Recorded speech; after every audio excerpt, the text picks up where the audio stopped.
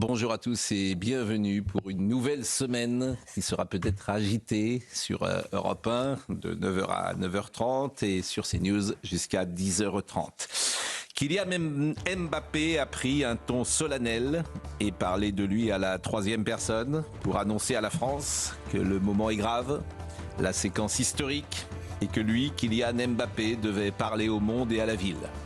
Il faut combattre les extrêmes, a dit en substance le capitaine des Bleus, mais comme chacun sait, certains sont plus extrêmes que d'autres pour les attachés de presse du camp du bien dont M. Mbappé est une figure. Quand il parle de mixité, de tolérance ou de respect, chacun devine qu'il égrène le catéchisme des anti-RN qui acceptent M. Poutou, candidat du Front Populaire à l'élection législative de l'Aude, mais qui crie « No Passaran » à Jordan Bardella et à ses amis.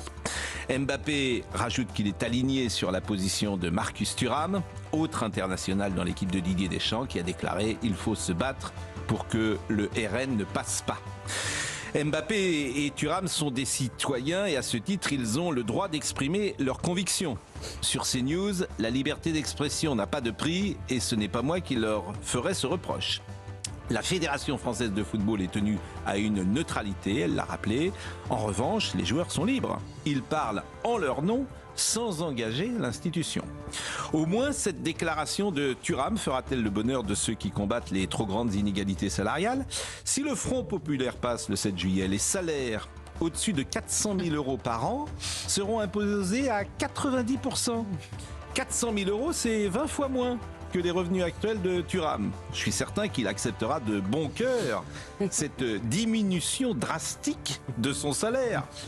Sauf qu'il n'est pas concerné, il joue en Italie. Il n'empêche, No Passaran nécessite quelques sacrifices, fut-il financiers. Mais qu'est-ce l'argent quand l'avenir de la patrie est en jeu? Tourné avec Elisabeth Lévy, Georges Fenech, Philippe Guibert, Nathan Dever et Gauthier Lebray qui est avec nous. Bonjour. On va écouter Mbappé, vous l'avez entendu depuis ce matin, ça mal. Bien sûr, comme tous les autres partis politiques, quand on est journaliste, sur leurs propositions, sur la faisabilité de leurs propositions, sur leur position géopolitique, sur tout ça. Mais d'expliquer que Jordan Bardella, c'est le maréchal Pétain, je crois que personne n'y croit. Eh bien, vous avez tort. Eh bien, vous avez tort, je vous assure. Certains feignent d'y croire, ça c'est autre chose. Mais personne n'y croit. Et en tout cas, il y a 33% des gens qui ont voté pour Jordan. Oui, mais vous ne vous rendez pas compte à quel point, justement, je me suis rendu compte hier, j'ai vu des amis de gauche que j'aime beaucoup, qui sont très intelligents.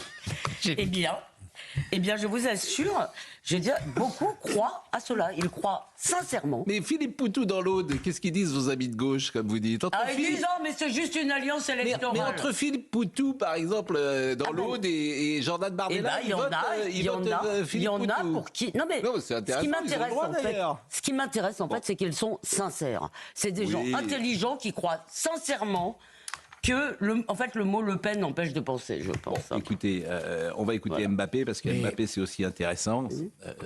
Et puis, on ne va pas rappeler à M. Jospin. Écoutez, je pense qu'il y a des gens, peut-être...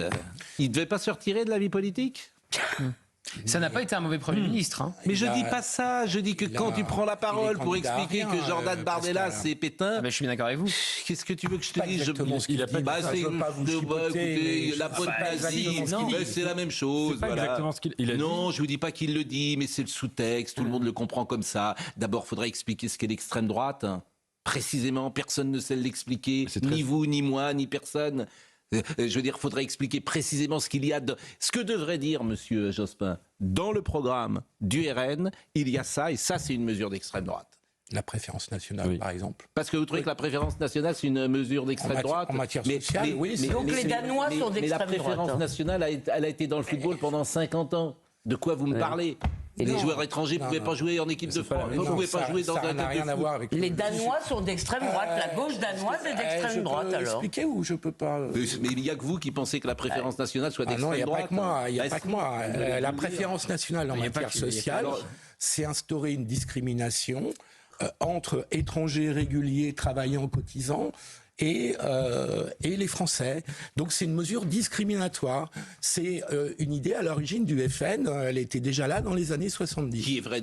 Et alors donc le Danemark est d'extrême droite, les États-Unis sont d'extrême droite, l'Allemagne est d'extrême droite. Tout ça n'a pas. Vous me demandez ce que c'est que l'extrême droite. On peut parler de la France justement. Écoutez, la France, franchement, cette mesure, c'est dérisoire. Mais si vous n'avez que ça, si vous n'avez que ça, surtout que ça existe déjà en France. C'est dérisoire. Ça existe déjà en France pour les prestations sociales. C'est pas du tout dérisoire. Mais ça existe déjà. C'est tellement dérisoire que les Français. Mais ça existe déjà. C'est fondamental de la République de considérer qu'il y a égalité entre des gens qui cotisent et qu'il y a égalité de droits et de devoirs. Les prestations, il y a un délai. Il y a déjà un délai. Monsieur Mbappé. Et puis juste, c'est pas du tout secondaire. Une chose sur la préférence nationale. Et c'est juste exercé pendant 2 ans. C'est-à-dire que, en fait, c'est dire pendant 2 ans, celui qui vient ne bénéficie pas pendant 2 ans. Et au bout de 2 ans, il bénéficie des mêmes droits. C'est ça qui est dans le programme du RN. C'est pas ça. C'est ce qui existe aujourd'hui. Le RN, c'est réserver toutes les cotisations sociales aux Français. Il n'y a pas de délai. Exactement. Il y a plein d'aspects où il décline la préférence nationale. Juste une phrase sur la préférence nationale. Je pense, moi, c'est le fond du désaccord que j'ai avec le Rassemblement national. La raison pour laquelle, à titre personnel, j'aime la France profondément, c'est pas seulement parce que c'est mon pays, le pays dans lequel j'ai eu le hasard de naître, et le pays qui est mon identité, ma nationalité, mon héritage, mon patrimoine. C'est parce que je pense t'écris en français sincèrement, quand même, oui, ou ma langue. C'est parce que je pense sincèrement que la France est un pays à part, un pays insigne.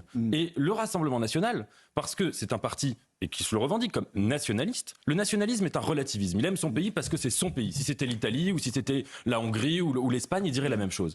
Pourquoi la France est un pays insigne ? Notamment parce qu'elle a fait la déclaration des droits de l'homme et du citoyen. Et les droits de l'homme et du citoyen, c'est juste le contraire de la préférence nationale. L'homme a des droits avant d'être citoyen. Mais la France est un droit de l'homme. On va écouter M. Mbappé. M. Mbappé, il donne des leçons. Il a été payé par le Qatar. Et si vraiment la géométrie variable, si vraiment son éthique est le plus important, à ce moment-là, qu'il n'aille pas être payé dans un pays où les droits de l'homme ne sont pas toujours respectés. Ça, on peut le dire comme ça. Mais c'est pas là qu'il vit, quand même. Il vit en France et en Espagne. Il était payé. Et Thuram ? Non, mais il était payé. Ça vous ennuie pas ? Alors ça, il n'y a pas de... sur le Qatar, moi j'ai toujours été extrêmement critique. Non mais quand quelqu'un est payé par le Qatar et qu'il vient après donner des leçons, vous pouvez souligner ça quand même, oui ou non ? Oui, bien sûr. D'accord. Alors, on va l'écouter, M. Mbappé. Et M. Marcus Thuram, il est en Italie, où il y a Giorgia Meloni. Ça ne l'ennuie pas d'être dans ce pays-là non plus. Mais il n'a pas dit qu'il allait quitter le pays. Enfin, il a juste donné son opinion. Non, ça ne l'ennuie pas. Oui, il est dans un pays il donne où son opinion.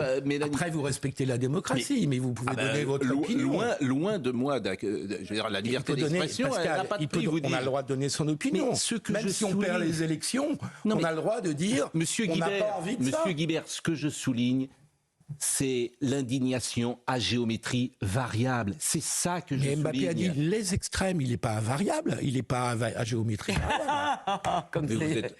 Il n'a pas dit les extrêmes, il a ciblé le Rassemblement national. Alors on écoute le deuxième passage. Il a dit justement les extrêmes. Alors écoutons le deuxième passage, je le dis pour... On comprend bien qu'il vote Macron, qui est Mbappé. Écoutons le deuxième passage, je le dis pour Marine Lançon. Écoutons le deuxième passage, qu'on devait passer en premier, de M. Mbappé, et vous me direz de qui il parle, quelle est sa position. Écoutons le deuxième passage. Kylian Mbappé est contre les extrêmes, contre les idées qui divisent. Comme j'ai dit, on a l'opportunité de choisir le futur de notre pays, et c'est une tâche qu'il faut souligner, c'est très important. Et je pense que vous en avez pleinement conscience ici, mais peut-être qu'il y a plein de jeunes qui n'en ont pas forcément conscience, pas consciemment, mais inconsciemment, quand on voit le taux d'abstention, que ce soit dans les campagnes, dans les banlieues, partout. C'est pour ça que j'essaye de donner la voix pour vraiment parler à ces gens de ma génération, parce que j'ai été dans cette caractéristique-là, étant plus jeune, de se dire ma voix, elle va pas changer. Si, la voix, elle va changer, et l'importance et l'urgence de la situation fait qu'aujourd'hui, comme j'ai dit, j'ai envie d'être fier de porter ce maillot le 7. J'ai pas envie de représenter un pays qui correspond pas à mes valeurs, qui correspond pas à nos valeurs, parce que je pense et j'espère qu'on est tous dans le même cas. Donc c'est pour ça qu'il faut pas se cacher. On dit souvent qu'il faut pas mélanger politique et foot. Je suis d'accord quand ça concerne des broutilles, mais quand c'est des situations comme celle-ci, c'est très important. Alors ça, effectivement, c'était un son intéressant. Moi, ce que je vous propose d'écouter, c'est ce qu'a dit Mbappé quand il a dit « j'ai les mêmes valeurs que Marcus Thuram ». Et Marcus Thuram, lui, a dit le Rassemblement national ne doit pas passer, donc par transitivité, je pense que Mbappé cible le Rassemblement national davantage que Front populaire. Donc écoutons cette prise de parole de Kylian Mbappé. Je partage les mêmes valeurs que Marcus. Je parlais de valeurs de mixité, de tolérance, de respect. Bien sûr que je suis avec lui. Pour moi, il n'est pas allé trop loin. Et on a ce qu'on appelle la liberté d'expression. Donc je pense qu'on est toujours dans un pays où il y a la liberté d'expression. Et il a donné son avis et moi, je me range avec lui. Je me range avec lui. En fait, ce qui est tuant dans nos discussions, c'est la mauvaise foi parfois. Comment pouvez-vous dire que Mbappé ne cible pas le Rassemblement national puisqu'il dit je partage ce que vient de dire Marcus Thuram et je me range avec lui. Non, il y a un autre passage où il dit clairement il dit les deux extrêmes. Oui, Il le dit clairement. Mais on l'a diffusé les deux, mais Donc, ensuite, vous avez bien compris critique les deux, qu'il y en a un qui nuance le premier quand même. Je vous assure, Non. mais tout le Mais monde. évidemment. Je crois qu'il y en a un troisième. Mais enfin, il y en a un qui ne veut pas le dire. Il ne veut pas, dire mais il dit, clairement. voilà. Parce qu'il sait que ça va lui être reproché. Exactement. Mais Et quand il dit, je évidemment. partage les mêmes Moi, je valeurs que crois pas que Marquis l'intérêt- et je suis d'accord L'intérêt avec dans lui. cette affaire, c'est pas de savoir, nous, ce que pensent Mbappé ou Thuram, c'est est-ce qu'ils sont dans une position, quand vous avez le maillot de l'équipe de Ils ont le France... droit, oui, c'est expression. Oui, mais je veux dire, se mélanger le sport et la politique, quand vous allez en plus ce soir jouer un match pour l'Euro, etc., ça pose quand même un problème. Est-ce qu'ils n'ont pas, quelque part, une obligation de réserve ? C'est la question que je me pose. Mais si on s'en fie à ce que disait Jacques Vendroux ce matin, C'est ce que disait la FFF. il va y avoir une position commune de l'équipe de France ce soir. Ça risque d'arriver. Donc tout cela, si vous voulez, c'est pas bon pour le sport. Il aurait pu envoyer juste les gens voter. Il aurait pu dire les jeunes allaient voter. C'était très bien. Moi, je trouve que c'était très frappant ce week-end. Vous rencontrez des amis, vous allez à une terrasse de café, vous écoutez ce qui se dit à la table d'à côté. Tout le monde ne parle que de ça. Tout le monde ne parle que de ça. Et d'ailleurs, ça va amener une grande participation Ah oui, à mon avis, historique. à ces élections. Et donc, comment imaginer que des joueurs de l'équipe de France qui sont sous les projecteurs ne donnent pas leur opinion ? Alors, maintenant, je trouve que c'est le rôle de Philippe Gallo et Didier Deschamps. Ils ont commencé de dire, bon, maintenant, OK, on se consacre à la compétition et c'est tout à fait leur rôle de leur dire. Mais vous ne pouvez pas empêcher des joueurs de dire, dans un moment de passion politique très forte pour un pays, de dire ce qu'ils pensent. Voilà. Écoutons Gabriel Et Attal qui mais a est-ce que parlé des quelqu'un propos de Mbappé ce matin, c'était sur RTL.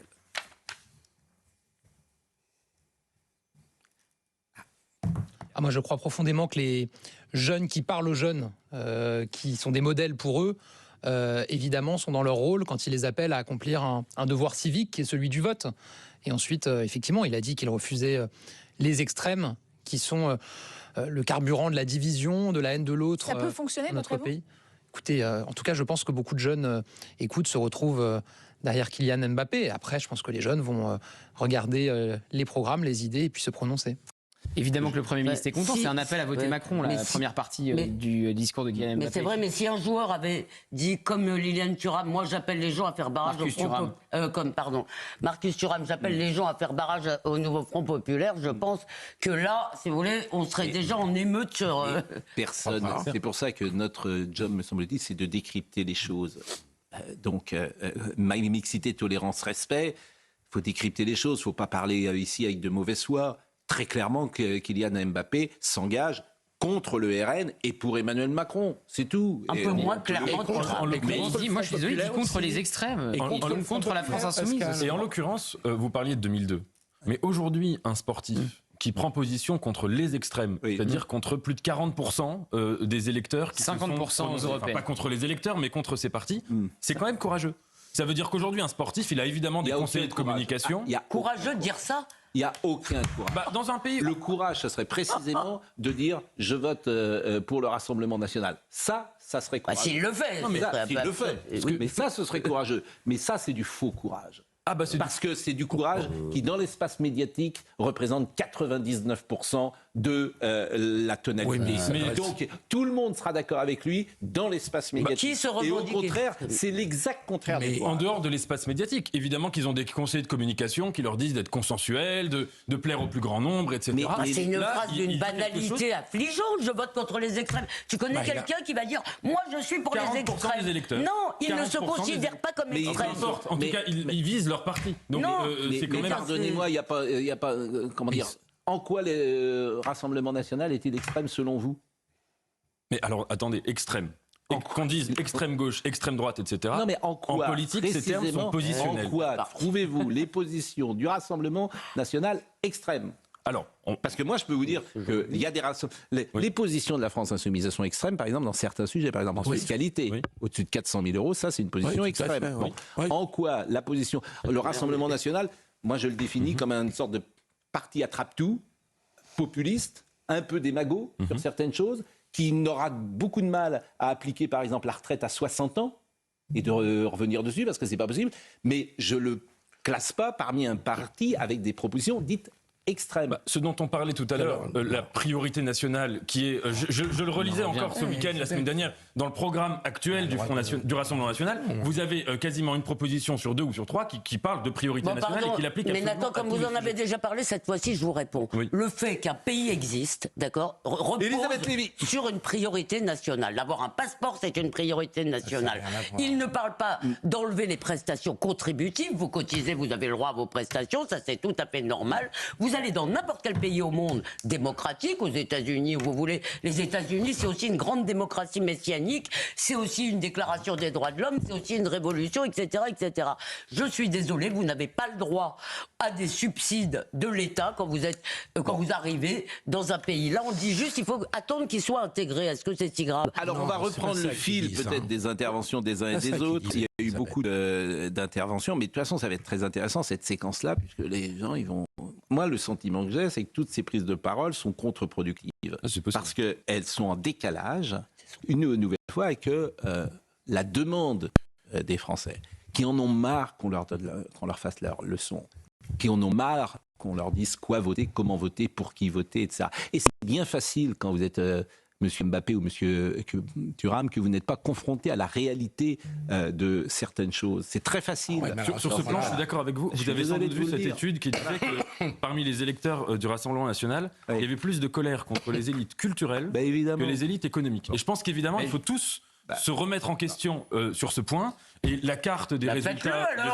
Mais quand je dis ça, ça veut dire que je me remets aussi en question. Je suis pas... C'est le problème de la déclaration de Mbappé. Il le fait en tant que capitaine de l'équipe de France. Donc il exclut 50% des électeurs aux européennes. Si j'accumule RN, Reconquête, la France Insoumise, c'est quand même un souci quand vous allez jouer le premier match de l'équipe de France ce soir, d'exclure comme ça une partie du corps électoral. Il exclut. Non mais il exclut. Je vous propose de il dit qu'il serait pas fier de porter le maillot le 8 juillet en cas de victoire du Rassemblement national ou de la France Insoumise. Je vous propose de reprendre le fil peut-être des déclarations, parce qu'on a un peu bouleversé notre conducteur, si j'ose dire, notre chapitre.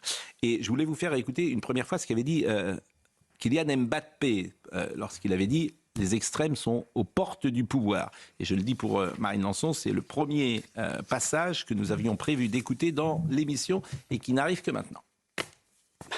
Oui, j'ai eu écho de ce communiqué. Maintenant, je pense qu'on est dans un moment crucial dans l'histoire de notre pays. Il faut savoir faire la part des choses et avoir le sens des priorités. L'euro a une place très importante dans nos carrières, mais je pense qu'on est des citoyens avant tout, et je pense qu'on ne doit pas être déconnecté du monde qui nous entoure, et encore moins quand ça concerne notre pays. Voilà. On sait qu'on est dans un moment très important de l'histoire de notre pays, une situation inédite. Donc c'est pour ça que j'ai vraiment envie de m'adresser à tout le peuple français et surtout à la jeune génération. Je pense qu'on est une génération qui peut faire la différence. Aujourd'hui, on voit très bien que les extrêmes sont aux portes du pouvoir et on a l'opportunité de choisir le futur de notre pays. Et c'est pour ça que j'appelle à tous les jeunes d'aller voter, de vraiment prendre conscience de l'importance de la situation. J'espère que ma voix va porter un maximum, parce que le pays, on a besoin de s'identifier à ce pays. On a besoin de s'identifier à nos valeurs qui sont des valeurs de mixité, de tolérance, de respect. Et ça, c'est indéniable. Et je fais confiance à tous les Français. Je sais qu'il y a pas mal de jeunes qui se disent oui, mais une voix va rien changer. Au contraire, chaque voix compte. Et c'est pas à négliger. J'espère vraiment qu'on va faire le bon choix et j'espère qu'on sera encore fiers de porter ce maillot le 7. Je le répète, il a vraiment, c'est très bien d'ailleurs que les jeunes gens, et que tout le monde d'ailleurs prenne la parole, c'est très bien. Ce que je souligne simplement depuis le début de l'émission, c'est les indignations à géométrie variable. C'est tout ce que je souligne. Et ça, effectivement, quand il y a une Coupe du Monde au Qatar, tous ces jeunes gens y vont. Quand tu joues au Paris Saint-Germain, tu es payé par un pays dont les droits de l'homme sur son sol peuvent poser problème. Et à ce moment-là, c'est tout ce que je souligne. Je vous assure, avez raison. ni plus ni moins. Vous avez, sur ce point, Mais c'est essentiel. Je suis d'accord. Donc cette parole, à mes yeux, mais je suis d'accord avec vous sur le Qatar. c'est tout ce que Vraiment, je discute même pas, je suis d'accord avec vous. En revanche, moi, je suis sensible au fait que Mbappé n'ait justement pas fait une déclaration juste contre le Rassemblement national. Moi, je suis très sensible au fait qu'il ait dit les extrêmes. Je suis d'accord avec ça. C'est-à-dire qu'il n'est pas tombé justement dans le panneau, sans jeu de mots, de la dénonciation unilatérale, et qu'il a mis dans les extrêmes, il met aussi... Ce qui énerve la France Insoumise. Regardez les réseaux sociaux, ce que la France Insoumise dit de cette déclaration. Et je trouve que c'est il tombe à bras raccourcis sur Kylian Mbappé. Ce qui est bien la preuve qu'il les a renvoyés dos à dos. Et quand il dit Thuram, il adoucit cette déclaration. Mais voilà. J'entends ce que vous dites. Oui. J'entends ce que vous dites. Moi, je suis d'accord avec Philippe sur ce point. La seule question que je pose, c'est est-ce le rôle d'un capitaine de l'équipe de France qui doit représenter tout le monde? Non, mais maintenant, il faut qu'ils en reviennent à la compétition de l'Euro. Surtout quand la FFF demande un peu de réserve. Je leur souhaite de gagner. Je leur souhaite de gagner. Bien sûr, tout le monde souhaite que l'équipe de France gagne. Oui, je leur souhaite vraiment de gagner. Bah oui. Parce qu'autrement, les gens, qu'est-ce qu'ils diront les gens? Il ferait mieux de s'occuper du football que de donner la bien avis sûr. sur l'élection. Ça sera très simple. Et la phrase qui est dérangeante, c'est quand même quand il explique qu'il ne sera pas fier de porter le maillot de l'équipe de France ça, c'est limite. au lendemain Là, des ça, je suis élections d'accord. si LFI ou le RN l'emporte. Vous avez raison. Ça sera le choix des Français. Ça sera le choix des Français démocratiquement. Vous avez raison, ça c'est le point limite de sa déclaration. Mais je crois, Gauthier, qu'on peut être très très démocrate et estimer sans aucun mépris que l'opinion publique peut s'égarer. Pendant le coronavirus, quand on critiquait les mesures sanitaires, on critiquait des mesures qui émanaient de l'opinion. Ah oui, mais et qui étaient saluées dans par ce cas, il arrête de jouer sous le maillot de l'équipe de France le 8 juillet. Il arrête la compétition avec l'Euro le 8 juillet. Thomaïl. exprimer un désaccord. Oui, non, mais c'est. Il s'en va. Thomaïl s'en Mais va. cette séquence, les 15 jours qui vont être, que nous allons vivre, mais. Je pense que vous pouvez aller au-delà, le mois, même les 2 mois qui vont venir. On va parler tout à l'heure du Front Populaire. François Hollande. Il est sous la bannière Front Populaire. Philippe Poutou aussi. Et ça lui pose pas de problème. Non. D'accord. Bon, bah, ok. Très bien. Il n'y a pas de souci. D'ailleurs, Et il a fait l'espace médiatique ne dit il a rien. fait un coup politique Très bien. énorme, François Hollande, parce qu'il n'avait Très pas bien, parce qu'en fait, l'investiture. Il a bien. fait un coup politique énorme, François Hollande. Il a tordu le bras du Parti Socialiste pour avoir l'investiture. Mais Politiquement, il a vous répète, formidablement bien joué. Là encore, ce que je souligne, c'est toujours la même chose. Les indignations à géométrie variable. François Hollande, ça ne les... C'est quand même dingue que M. Hollande concourt sous la même bannière que Philippe Poutou. C'est dingue. Eh ben non. Ça passe crème, comme on dit. Vous avez dit Philippe Poutou se présente dans l'Aude. Je précise, il se présente à Trèbes. Oui, Trèbes, Arnaud c'est Beltrame. le colonel Bertram, victime de l'islamisme. François Hollande a été un chef de guerre contre l'islamisme et contre l'État islamique. Et il va associer son nom à Poutou, qui a soutenu, qui n'a pas condamné les attentats du... Allons-y avec Thomas Hill. On est en retard, il est 9h25. Cher Thomas, c'est à vous. Oui, gardez-en un peu de côté quand même. Vous en avez encore pour 15 jours, Pascal.